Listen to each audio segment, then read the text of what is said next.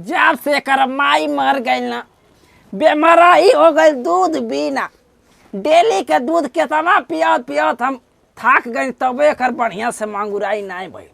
अरे तू डरानी तू टेंशन मत ला तो के ना बावा बीटा वाला ना हॉर्लिक्स ले आई तो के पियाई।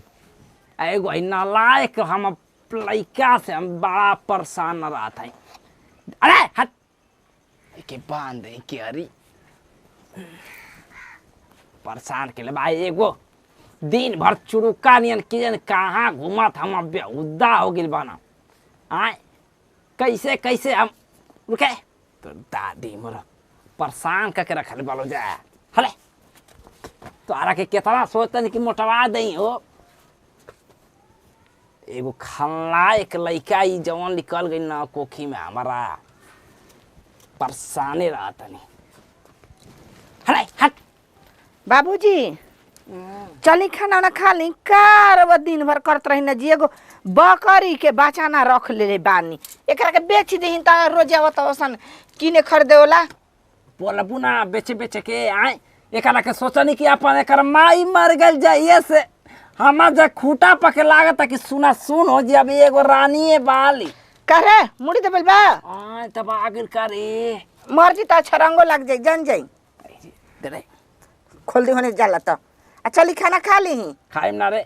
आ ऊ कहां गइल बहन जी? वो करा से हम परेशान हो गइल बानी परेशान। आ ऊ खायन पियन ना पढ़ाऊ ना गइलन छोड़ दी जाओ ने जी। घूमत फिरत रही दिन भर एकरा के पिधुल गले मानी खेलावत खेलावत। मुंडरी जा ये बेरा आई डेढ़ फुटिया ना तो ओकरा मार के गोड़ ना तोड़ दे मत कहिए। पहले चली खाना खा ली। भूख नहीं के लागल ए पे लागत नहीं कहे कि हाथवा झिनझिनाता त गोड़वा झिनझिनाता। खैला से ना झिनझिनाई। आ बाबूजी कहले ना हम्म कि पैसा कौड़ी दी निकाल के अपना बैंकवा में ले एगो घरवा बनवा दिहल जाओ तबे ना उनकर बियाह होई त रही मौगी कहाँ रखब। कहाँ ले पैसा बारे कैसे रवा कहतनी जी? अब हम मर्दे ना भेंजलन उतना उतना पैसा कमा कमा महीना में मान के चली कि 28,000 25,000 विदा करत रहतड़न। अच्छा विदा करत रहत ना अजुए हम बियाह कर दही अजुए घर बना दी। कहाँ ले बना देवे के बाइके का रुपया हम गंज लाई आ लेके कोनो के भाग जन तब का करब रवा? ये कैसे हो सकत है ना जानतनी ना कि आजकल के लड़का कैसन बड़ा सन फोन पर बतियावत बसन लेके भाग जातड़ सन और इस ना तो असरी फसरी वाजन पुआजन खा के मर जातड़ सन के ये ऐसा काम कर दिया ना तो फूटी के मार के गोड़वा काट के आ रख देवे जमीनवा में गाड़ के वही में तंबू नियन रख दे सरा दे वही में पिलुआ परा दे। जब ओथने बतरवा कहाला में बाड़न काहे नहीं कि कह दे कि पढ़ लिख ले से आ चाहे अस्थिर कोनो बिजनेस धंधा करस बेहुदा हो गए बारे समझत रे कहानी की जौन मोड़वा पबा वो जे सब्जी के दुकान खोले 1-2 हज़ार रुपया में लागी तब मजे के बढ़िया बिजनेस हो साला ना सुनल कनी ठेला लगा ले वो ना सुनल बढ़िया एकरा में कमाई बा। आ त जाय दी ऐसन बात पर उनकर बियाह करवा दी मेहरारू आ जाई ना तो सोझ जी हां इहो बात तो सही कहत रे। रुक रुक पता हम करत हैं केरो लड़की के व्यवस्था में कहब के हम लड़का बाटे बियाह करे के बा। ये तो लड़की ओकरा से कौन बियाह करी रही कौन करी ढेर बैठन गरीब दुखे घर में कर दिया काहे खातिर मार टाटा बिरला के घर में थोड़े होई रोक रहे चाहता गांव घरे सही चुड़का कहला ओकरा के काहे ना कही हो गिर बना। अब एक परसवे दिन सर उ आई रहन अरे का नाम जी सुरेश कहत न कि कहाँ मन फिरिंगी हो हम कहीं गाय के जी तब मैं चिलम बार बार के आ मैं हमारे भूसौल में धरा दिल बड़सन बताइए अब वो कुन्ना सा पता कर लगन तो क्या करब रहुआ? अब जाना था ना कि अब ना अब हमारा घर जौन बा ना नरक बने वाला चली पहले खाना खा ली बिकाए वाला अब बिका जाइए यही तरह चलिए आई बिका जाए रे। अब हम कैसे कैसे हम बनवनी अब बिका जाई का करी हम परेशान रहत नहीं क्या बचनिया गोई लेते हैं देखी आवत है पता हाँ ये खैनी तू कहाँ से आइलू और कि यही सन आदत धराई दिहलू। ए भौजी भौजी बाबू नहीं खान के हर चल गइलन। भौजी भौजी हो छोड़ी तो अब कैसे छोड़ी अब बोलो ना अब कैसे छोड़े। ओहो खैनियो बनाए में तो भारी ना बा खाए में। कहले हई कि हमारा के नत लिया के जासन घुमाए खातिर बाबू कहीं ना कहीं निकल जी जाके। बकरियो तो नहीं खीसन कहीं बाबू बकरी चरावे चल गेलन का। हाँ के हाला करता हो दिमाग चटले बड़न जा। जाते सुते सुतर हो भौजी अरे का अभी तक ले सुतल ही बाड़ू का। हम कहाँ से कहाँ तक ले हम जाके आ कोई नहीं। हाँ कहा तेको कहीं का उहे हाल बा कहा तो बोल बताओ तनी। जैसे न सीढ़ी लगा के आ हाथी के गार में भाला मार दिलस तो उन्हें तहार हाल बा। जैसे जना था कि बड़ा का काम क के आइल बड़ा घूम फिर के वो तरी बतियाओ था कि चारू ओरे घूमैने। ये भौजी कोड़ के आइल है। अरे छिनारा तोर लाज नहीं के लागत रे एकदम हो गल बड़ा मऊगड़ दिने पर दिने बिगड़ल जाता रे। और गजब हाल बा तोहरो। तहार गलती नहीं के गलती हमनी के बा कि तारे पर विश्वास क के आ चुपचाप रह गन जा। जतने रुपया पैसा मंगल ह ओतने बुढ़ाउआ दे चल गइलन आ हमू चोरा चोरा दे चल गुनी। ऐसे कपार पटान न मचावत ड़ सुधार जाना त गांव घर में कोनो चीज करबा उड़ कोई चुड़कई न त मार के तार हड्डिया तोड़ दिहसन। उल्टा सीधा काहे सोचत अड़ू। अच्छा, लठिया हो उहे कोड़े गई जनी कोड़ के बरोबर कइनी हां बननी हां। अच्छा लाठिया के कहत रहला। हाँ, लेकिन कुछ भी भौजी कह एमो के बात जोड़ के खूब हमरा के फुसिलावेलु आ बहलावेलु। काहे तू हम भतार होता है का के तार के फुसला होता नहीं बहला बथने। करा से कम हूं भतार से कम थोड़े भाई देवर ही तो भतारे न बनी। रूप नन्हे खा गांस पने खतौने हाल बा। लेकिन कुछ है भौजी तनी सा खाना दे दो ना बहुत जोर से भूख लागल बहू। कमाई को के आवतड़ा बतावन तनी ई टाइम ह खाना खाए के। ए आज नहीं खिना कमा त कल कमाई न रुपया के तो हम बारिश कर देम हो पूरा घर में रुपया भर जाए ना तब का। बारिश त कइए देब काहे से कि पेड़ में फरत हिला देब मार हर हर गिर जाई। लेकिन तू बारू ना भौजी तो हार चमत्कार न दू रोटी हमके खनवो खिया देबू ना तो हम कहीं ना कहीं 2 रुपया कमा के लिया दे। अच्छा बस करा हम अच्छी तरह से जाना तनी कि तू का सोचतड़ा हे जे खइबा कि अंदर अंदर रे खिया दे नहीं तो बैठा लेके आवा तनी। हौ वाला खेबू के मजाक मत करा ना तो जान लो ना हम गुस्सा भरेला। बैठा जे खाना लेके आओ तनी। लेके आओ भौजी लेके आओ बैठा बहुत जोर से भूख लागल है। लेकिन कुछ भी कहा हमारो भौजी ना बड़ी रंगीला है एमे के बात करी ना तो बड़ी मजा दे है। लेके आओ हो भौजी एकदम लेके आओ तनी घबरा मत। लेके आओ हो बहुत जोर से भूख लागल बा। यही में सारा मुसवा घुसा रहा है यही में सारे मुंह आई देंगे। निकाल जा बाहर घर में भारी सारा अला तो कम जान मार दे रही कब मुँह से तो ना परेशान कर दे बस कि हमारे धोती कुतरिया दे वाला सर तू ही हो तो के अब छोड़े वाला नहीं खी लगा दे लाठी। ए बुढ़ा का करत रहो। मुँह मार थई रे बचवा। अरे छोड़ो हो मुँह का मतलब बड़ो हमर माँ धोती कुर्ता एकदम कुतरिया दे बाटे। वो डरे देखत रह कि घुस गल बिल में तो ओकरा कहाँ के मारत रह तो से डरा गइल भाला से मारत रह ओकरा के।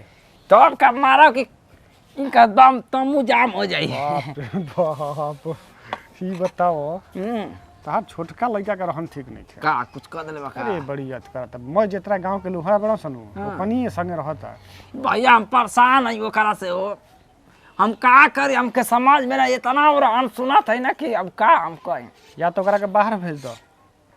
बाहरों नहीं खेना जात बाहरों नहीं खे जात हम परेशान है पानी पानी हो गई नहीं। मान लो कोनो के घर में घुस जाता केहू बिना बोलैले केहू घर चल जाता तो सारा बताओ बदनामी के बात बनू। पूरा ना हो काल है ऊ रहुए के तार लिखा आ एगो हुका कहला अरे फेकुआ जौन कहला हो फेकुआ का लइका बा।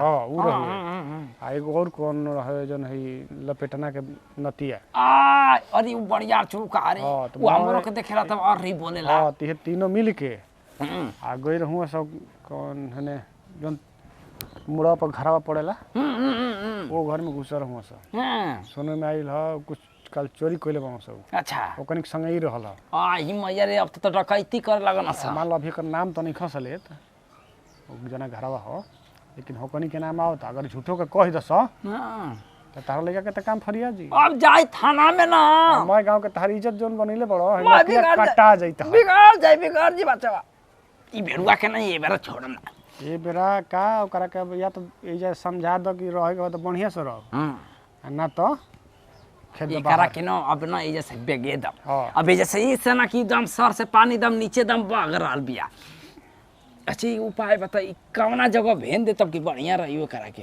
ई करा के भेज द अपना बड़के लेके की ओकरे के रही तो एजा डटलहू रही आ चुड़कोई करे के ना मिली ना मिली वो करे के फोन लगा के हम बात करत हई ठीक बा तब मोबाइल ले ला अब हाँ मोबाइल तो बा लगा नंबर ओकर पता ना लइकवा के ना पुरानका रहला नौका चल हम पता यहाँ से लेके नंबर हम बात करके ओकरा के ओइजे सेटल कर देना तो ऐसा ही देखा तनी कि रोज थाना पुलिस दरोगा आवत रहे हमर बदनामी ऐसे ही होता जान है तो साला को निकमा लइका हमसे ना इज्जत के अरे ई साला का समझ में बचवा बता देला बहुत अच्छा ठीक केला बा वो देखो कनी बता दी लोग गइल तो बता देनी हम धुआं करब सब के नाती तोहरा के धुआं कर के निकालब तू घबरात का रुका अब लियावत हई आगे लिया के धुआं करत हई तब निकलबा तू अरे बाप रे रोज रोज जब से अंगूरी ना हमार मोच खैले बा तब से एगो दे दिल बा नहीं में क्लिप नियर लगावे के हम अपना से लगतो नहीं खे कि हम लगाई दुखाता दिन में लगैला के का जरूरत बाटे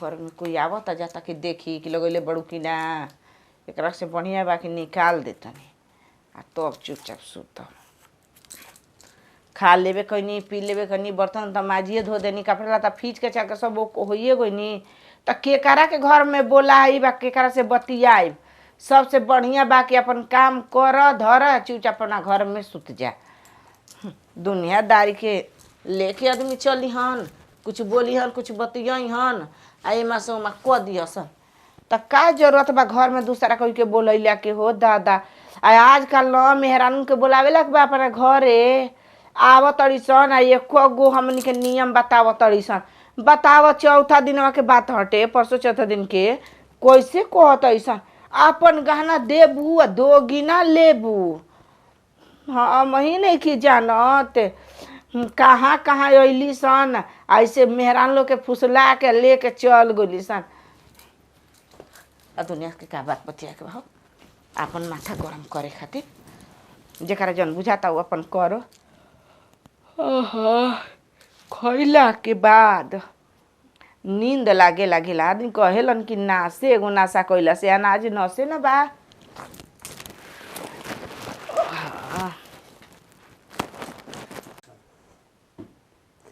बताओ न भौजी सूत गइल बाड़ी लेकिन सुतलो में कितना मस्त लागतड़ी हो का इनकर जवानी बा मन करता कि अभी कूड़ा फंसा के पलट जाए ये तरी जाकर रही न तो तनी से मजाक कर देना न तो खिसिया चली कतना हमारा पर दया दृष्टि बढ़िया दिखा दे तू ये भौजी तो हम तोरे जैती ओहो का फूलल फूलल गाल बा का मस्त इनकर एकदम मुखड़ा चेहरा एकदम चांद के टुकड़ा लागत हो का गोराई बा का खूबसूरती बाटे ओहो रसमलाई लेखन एकदम पूरा एकदम मक्खन लेखन लागत है मन करता कि अभी ये चाट जाए इनकर गोली ओहो अब तो का हमारा लिए कंट्रोल नहीं किया मन करता ना कि इनके भौरा कबारी न धो के हम न सूत जाए लेकिन कुछ भी कर भौजी में ना एकदम पूरा रस बाप रे जागियो तो पूरा बवाले कर दी हन कोई और की इच्छा छराई जाए का करत था ओहो मन करत हो इस समुंदर में न हो बहुत डुबकी लगा के रहे एकदम तैर जाए का एकदम मजा दी कोई बोलता का हो मोरो शादी भई रही था हम मेहरारू संगे सुतती ना खूब मजा लेती ना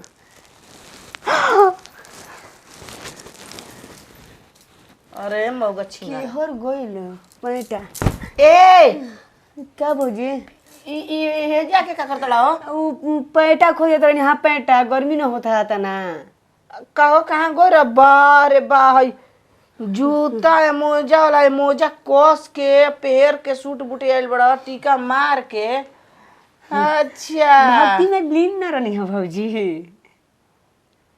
बाप घूम के रोवे गली गली या बेटा बने बाहुबली।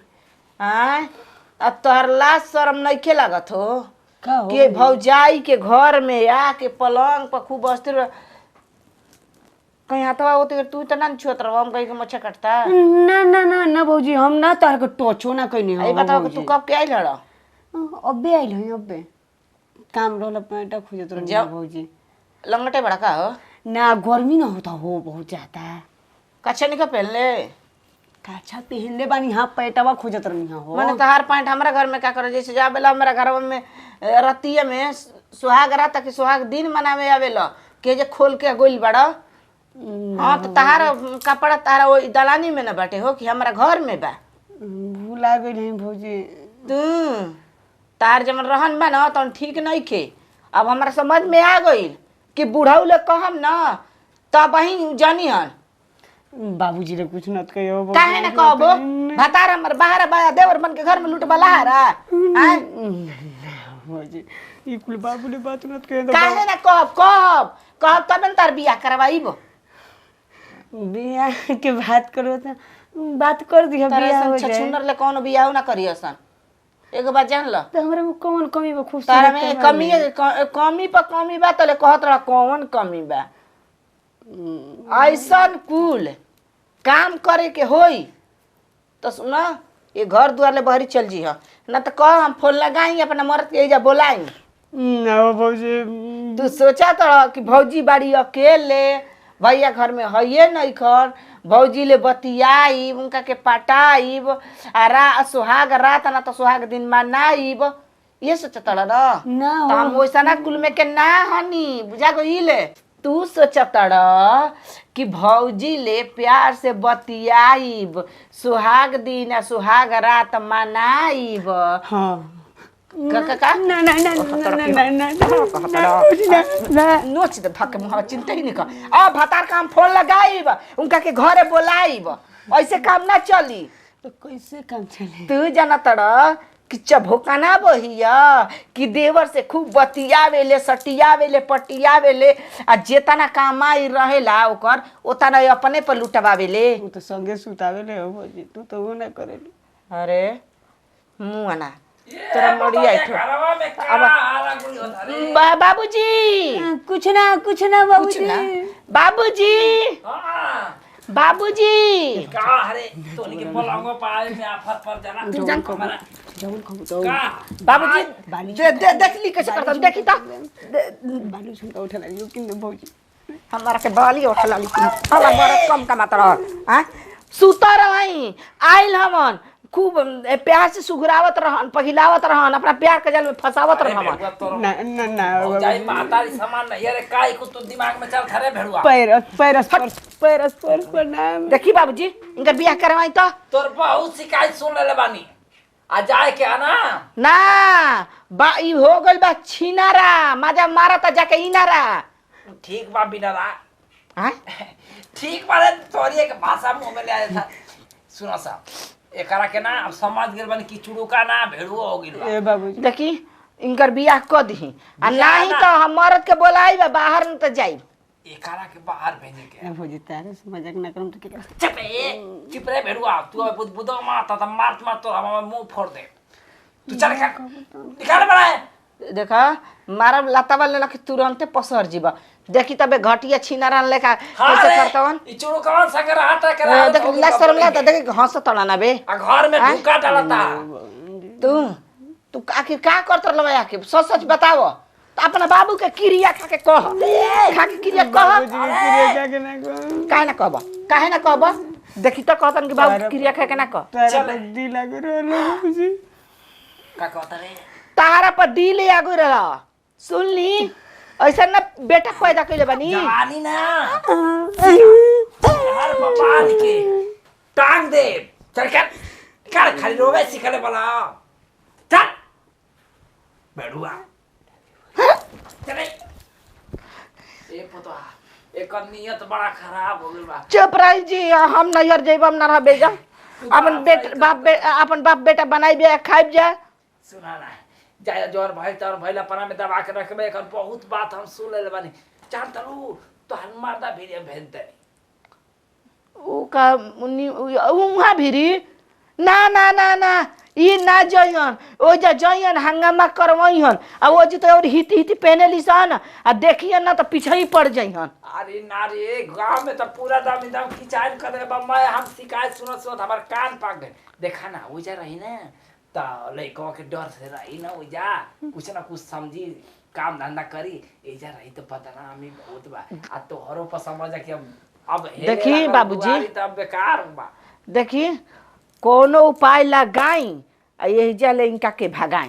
टेंशन मत ले। हाँ। तू टेंशन मत काहे ना टेंशन ली जी कहीं हंगामा कर देतन तब कहीं केहरा तूर देतन चाहे घर के खाना घरे में जोर रह जाए ठीक बाटे बात की बात कर बाबूजी तनी हमरा ने हम जात है ना रवा जाई अपन लइका के संभारी बाप रे बाप हमर के चूड़ी उड़ी फूटल लइके ना दिमाग में ना रखा जाला बात के बोलवा तू कर जात है ना तो समझावत नहीं हम मारत तो हमरा में हम समझावत। अच्छा ई बाबूजी एगो हमके बात बताएं लइका बा रौरे न हमन त का जात पड़ोसी के हमारा तो वैसा नहीं बुझाता लेकिन का कर हम जानते नहीं कि तो का कह सकीला उनकर दोष नार बा दोष हमार बाटे कि जब केवाड़ी खुले क के घर में आके सुत जातनी अब दादा चटकन लागल बाटे। ठीक आदमी कहेलन कि दूध से मुंह जड़ेला न त मांठा फूंक फूंक के तब पियल जाला। अब हमके चटकन लाग गइल अब केवाड़ी न रोज बंद क के किली लगा के तब घर में सूतब सरलो सावन आ भरलो भात हो अब ना सुतब नींद पूरा हो गई। वो तो कह के जागो नहीं हो ना तो आज हमारा संगे का भई